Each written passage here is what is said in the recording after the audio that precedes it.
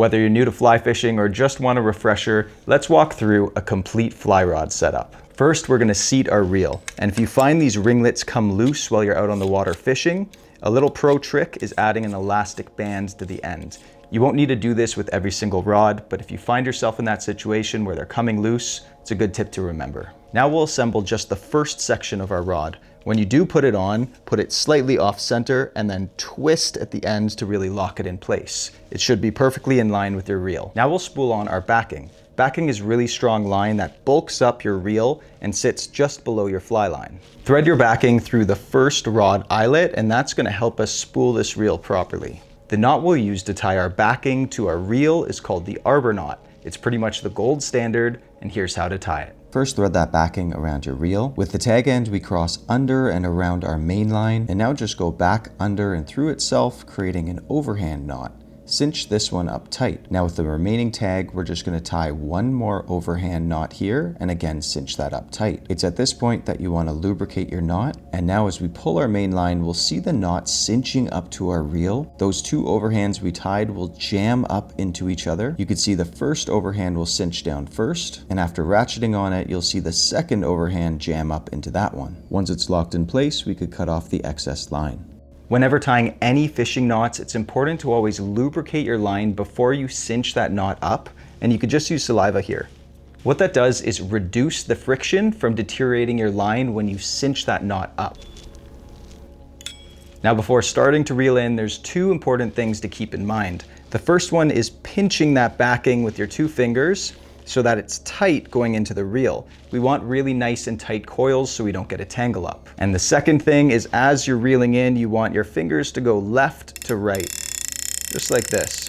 What that does is distributes the line evenly across the spool, because if not, it could bulk up in one of the corners and then give you a tangle up later on. Alternatively, you could snake it in between your fingers and have your hand closer to the reel and just go back and forth just like that. We just want to maintain tension and make sure it has an even spool there. So how much backing do we want to put on this reel? The best thing you could do is search up your reel online and find the manufacturing specs. It'll tell you exactly how much backing to put on this thing. But if for some reason you can't find those specs online, there's a small hack we could do to figure it out. After you get a decent amount of backing on your reel, you could take your fly line and kind of push it into the reel and see if you could see some void space there. We don't want it to be over-spooled. We're looking for about 1/8 of an inch space. Now that we've got our reel spooled with backing, it's time to tie the end of the backing to our fly line. For this, we need a knot that's strong, but also smooth and in line so it could slide through our rod guides without getting snagged. One of the best knots we could use here without any tools is called the improved Albright knot.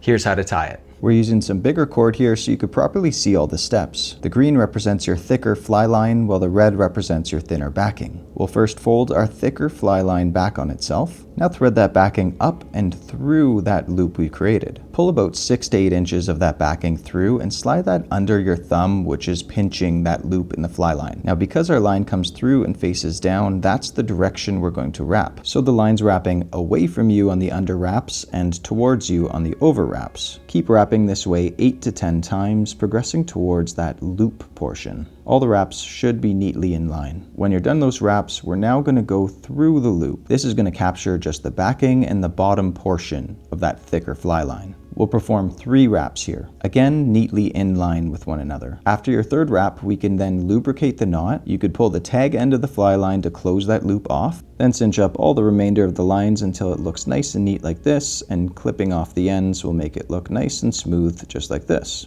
So again, now just with true fly line and backing, we go through the underside of the loop, pinch that under our thumb, and now start our wraps. I find putting my middle finger through that loop helps me manage the line and the wraps just a little bit easier. And so you could wind it up with your 8 to 10 wraps, and then after that, go through the loop and the backing only, and we do that 3 times.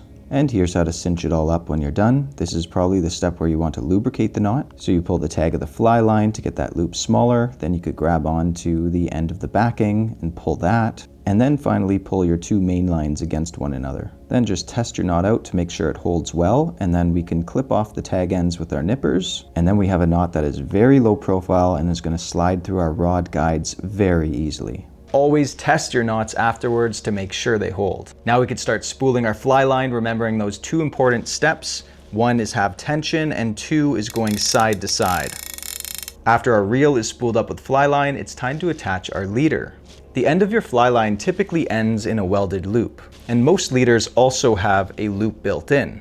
If your leader doesn't have a loop, we could make one by tying a perfection loop here. Start with a fold in your line and then twist it so the shorter end goes underneath that main line. Now take that shorter tag end and we'll wrap it around our thumb, and then one more wrap, this time slightly in front of your thumb, and pinch it underneath. Now just go through the underside of your big loop and pull that thumb loop through. Lubricate your knot here and then tighten by pulling on your main line and then that tag end as well. Now we could clip off that extra tag end and we have our perfection loop. Now that we have our two loops, we could tie a simple loop-to-loop knot, which makes it very easy to change your leaders while you're on the water. Start by threading your leader loop through that welded loop on your fly line. Once that's through, go to the opposite end of your leader, grab the end and thread it through the loop on your leader, and just pull that all the way through. As you continue pulling through, you might notice your leader getting caught on your fly line loop. Just carefully thread it through that loop here, and now continue guiding it through. And if your knot gets stuck again here, we want to continue guiding that through until it looks something like this. It's easy to change out when you need to by reversing the process, and is a classic fly line to leader knot in fly fishing. Now at the other end of our leader, we're going to want to tie on a tippet. You can think of a tippet as a leader extender. Basically, when you change flies or get caught up and break off, it's not going to affect your actual leader. It'll just affect that tippet, which we could change out easily. There's two great knots you should know for connecting a leader to a tippet. One is at home. It's a really strong, smooth, and secure knot. The second one is for when you're on the water and you just want to make a quick change. The first one we're going to use is the advanced one, and it's great to tie at home. It's really low profile, so it slides through those rod eyelets without getting snagged. It's called the blood knot, and here's how to tie it. Starting with the ends of our two lines, cross left over right. You'll be left with an X shape and pull about 6 inches of tag on each. We'll start wrapping with the backside line on the left, with wraps coming towards us on the top and going away from us as they go underneath. We'll do 4 to 6 wraps here, 4 for thicker lines like this, or 6 for thinner tippets. When we've completed our wraps, our line should end facing upward like this, and now we thread it down through the middle of this V shape here. It should look like this, wrapping around, turning, going all the way back, and then down at a 90-degree angle.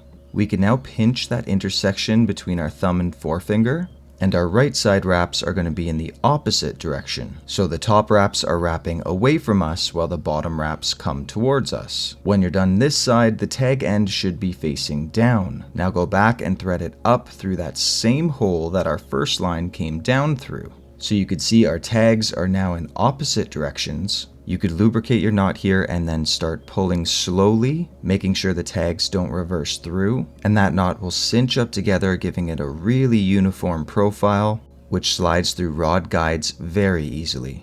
Now the blood knot is a staple in fly fishing, but it can be tricky to tie while you're on the water, especially if there's a wind coming in. So our second knot is much easier to tie while you're on the water. I use this all the time. It's called the double overhand or double surgeon's knot.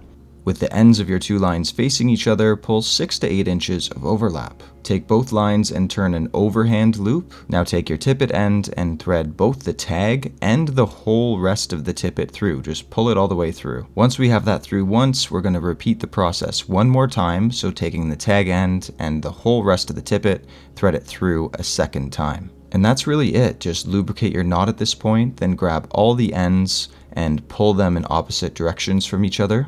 And this knot will cinch nicely into place, and now to further tighten it, you could pull on the 2 main lines and then the 2 tag ends. After snipping those tag ends off, you could see here it is on true fly line. It's very small, very easy to tie. That's your double surgeon's knot. Now before tying our fly on, we're just going to get our fly line through the remainder of the guides. I like to always pinch the line in half like that, and then pass the pinch through. What this does as you're pulling through, if you accidentally let go, it stops at the next guide down. It doesn't come all the way back to your reel. Now we're finally at the point where we tie our fly onto our tippet. I'm gonna give you 3 great options here. The first one is tying a loop knot. People choose a loop knot when they want to throw a streamer or a dry fly. It results in a more natural presentation. You could see moving the line doesn't really affect the position of the fly, whereas if it's tied in line to the fly, if the line hits currents, it changes the fly's head direction completely. So here's how to tie an easy loop. It's called the non-slip mono knot.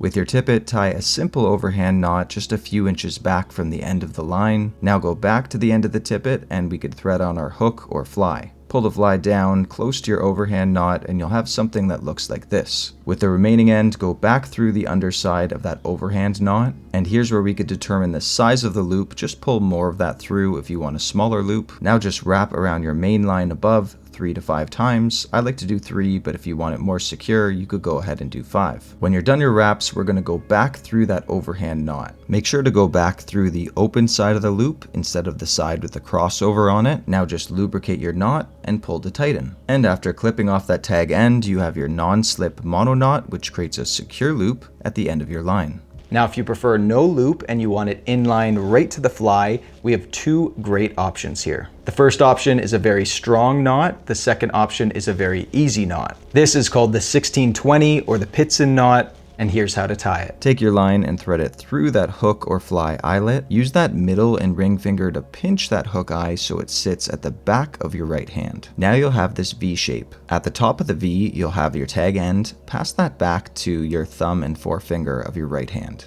You should now have an S shape here. Now we'll take the top of the S, that tag line, and wrap it around the bottom 2. We'll do a total of 4 wraps here, finishing where the tag is facing up. You'll see there's a loop around your middle finger. Pass that tag end through the loop. After you pull here, it's time to lubricate the knot, and pulling on your main line cinches it right down to your hook. You should hear it pop into place, and you'll see this definitive V pattern. Now just clip off that tag end. Be sure to test your knot that it's going to hold well, and you've tied the extremely strong 1620 or Pitzen knot. And now we have the alternate, which is an old favorite in fishing. It's simple and easy to tie on the water. This is the improved clinch knot. Start by threading through the eye of your hook, taking your middle finger and pinching inside of the eye of that hook where your line folds over. Now we just wrap around our main line 6 to 7 times. I always go with lucky number 7, but for thicker line like this demo one, we could only do about 4 wraps. So once your wraps are done, you'll have the finished tag end facing down. I put my middle finger here as a pivot loop and thread it through that first loop that was on our left hand. Stopping and tightening here would be the standard clinch knot, but for the improved version, we thread it back through the loop that's around our right middle finger. Pull it about 70% tight here, and this is where we'll lubricate, and then pulling on your main line should slide and pop right into place. And now we have a classic in fly fishing, your improved clinch knot. Now that you learn the basics, you could always tweak your setup with more advanced knots, but these are the classics in fly fishing. So get out there and have some fun. If you want to learn more advanced knots, we've got on the Bear Essentials channel, as well as survival, bushcraft, and everything outdoor education. I'm your friend DJ with the Bear Essentials, and thanks for stopping by.